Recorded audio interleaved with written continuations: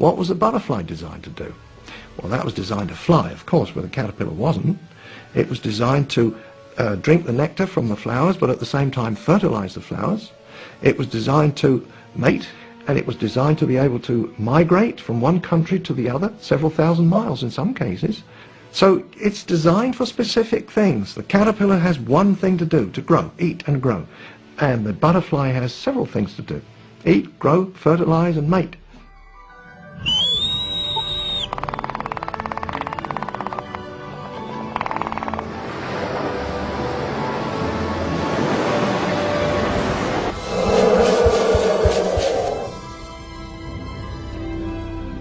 Thousands of years ago, Scripture declared what was common knowledge to everyone. For example, in the book of Job, chapter 12, we read, "But now ask the beasts, and they will teach you, and the birds of the air, and they will tell you. Or speak to the earth, and it will teach you, and the fish of the sea will explain to you. Who among all these does not know that the hand of the Lord has done this?" If we examine the evidence that we see, the various things that have been created, it is very clear from the Scriptures that the evidence points to the reality that there is a Creator who has made all things. Our great Creator has provided us with countless examples of His infinite wisdom. The functionality and ingenuity of God's creatures surpass our understanding and are cause for unending thanksgiving and worship.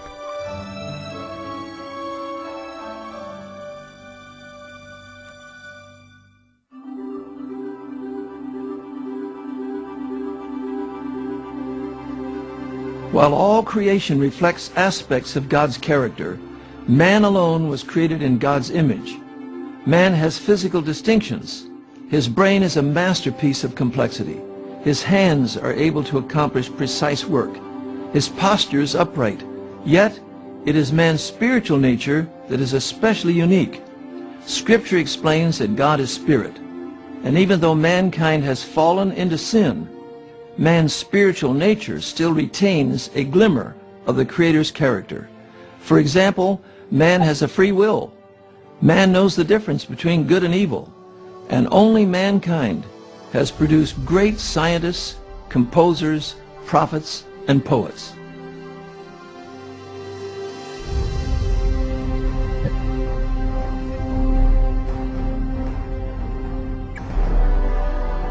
Mankind has been engineered with brilliant physical traits.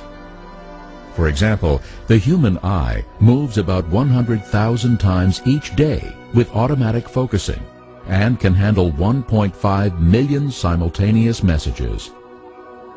The eye is also self-cleaning with built-in wipers and cleaning fluid, and the eye even has the amazing ability to assemble and heal itself. Furthermore, God has designed the human eye to distinguish millions of colors, and his mind to appreciate the rich spectrum of beauty seen throughout creation. Most people don't realize this, but the eye is part of the brain. It's an extension, a bud in the embryo that buds off the brain, and there's a little window that develops in the skin called the cornea of the eye. Isn't that great? The eyeball is located precisely where a clear window develops in the skin, so we may look through. It's sensitive to light over a range of about 10 billion to 1. That is from the brightest thing we can see, maybe a sun-drenched snowscape, down to as little as a single photon of light. That's our smallest unit of light. And of course, everywhere you look, the focus is automatic. And the two eyes look at the same spot wherever we look.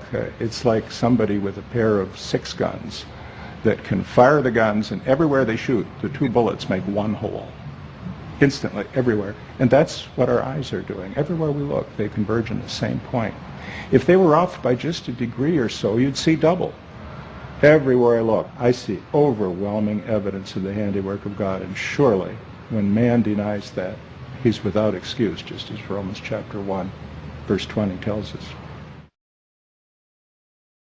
Even more mind-boggling, the Lord has designed all man's senses to be intimately integrated. When we see food, our stomachs may growl and our mouths salivate. Upon hearing the voice of an old friend, our hearts may leap for joy. And one smell of Grandma's cooking can invoke memories from years past. However, the wonder of our physical sophistication pales in comparison to our spiritual nature. Man is self-conscious and able to contemplate himself. Man was created a rational being, endowed with the faculty of reason and the ability to learn. Man was given the capacity to retain past experiences, and his memory makes it possible for him to reflect on the goodness of God. According to the Genesis record, man was made in the image of God. That means he had attributes, abilities, capacities that God had given him. When we read the Genesis 4 record, which is after the fall, we still see these abilities and capacities. For example, man could build cities. He could make and play musical instruments. He understood metallurgy. He understood agriculture. He could write poetry and literature. As well, man was created with a spiritual component. Man had a free will to choose, had a conscience. So we see God created man unique from the rest of the creation. There are many differences between mankind and animals. One verse that comes to mind is over in Ecclesiastes chapter 3, verse 11. It's the verse that says, we are special, that God has put eternity in our hearts. That is, we have a concept of history of the past and present and future.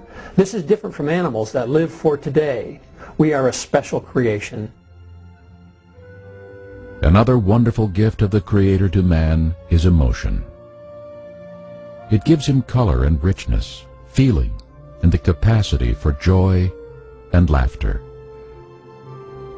Only man of all creatures on earth can appreciate an inspiring symphony or rejoice in the beauty of a sunset. And man alone is a free moral agent, responsible to God and to society. The only explanation to account for morality in man is the fact revealed in the Scriptures, namely, that man was created in the image of God, and therefore made, like God, a moral being.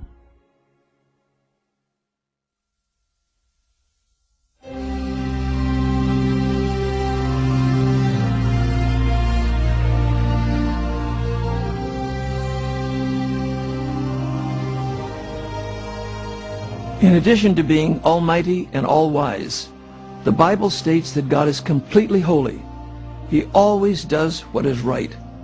God cannot lie. He cannot sin. And he is always faithful and true. How can we know that God is just? Scripture explains that the Lord has written his law on every heart. The Creator's holy nature is revealed to every man through conscience. Conscience is our God-given knowledge of right and wrong. Therefore, man knows that his Creator is both the moral lawgiver and the judge.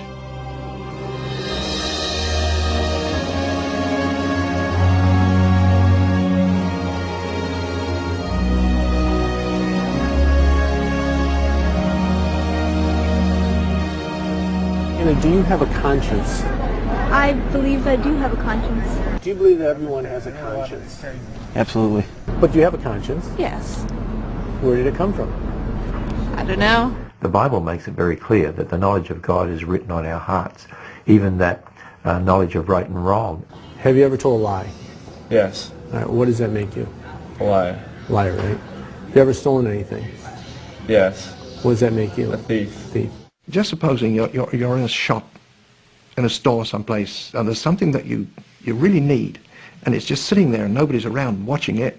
You say to yourself, I haven't brought my wallet, forgot that, nobody looking, in the pocket. And it goes in, you walk out, nobody challenges you, and you got away with it. Inside, what are you thinking? At night, when you go to bed, what are you thinking? And I think anybody knows fully well that the thoughts will go round in the head, I stole that. This is a conscience. Have you always obeyed your God-given conscience? No. No. Have you ever used your Creator's name, God who gave you taste buds and eyesight and every good gift, ever used his name as a curse word? Yeah. I have. Jesus said, you've heard it said you should not commit adultery, but I say to you, if you look at a girl lustfully, you commit adultery in your heart. Have you ever looked at a girl lustfully? Yeah. Okay, so you broke that commandment, right? Yeah. God says he has written his law in every human conscience. So they are all without excuse. Everyone knows that he's a sinner. Everyone knows he's broken God's laws. Everyone knows he hasn't done right. We have the ability to know right and wrong. If we have the ability to know what is good, then God also must know. He must be the ultimate creator. revelation of morality, of what's right, of what's good. Because how would we know what was right or wrong? Yeah, I know, It's that's him. amazing. The fact that every man knows right from wrong, what does that tell us about God's character and nature?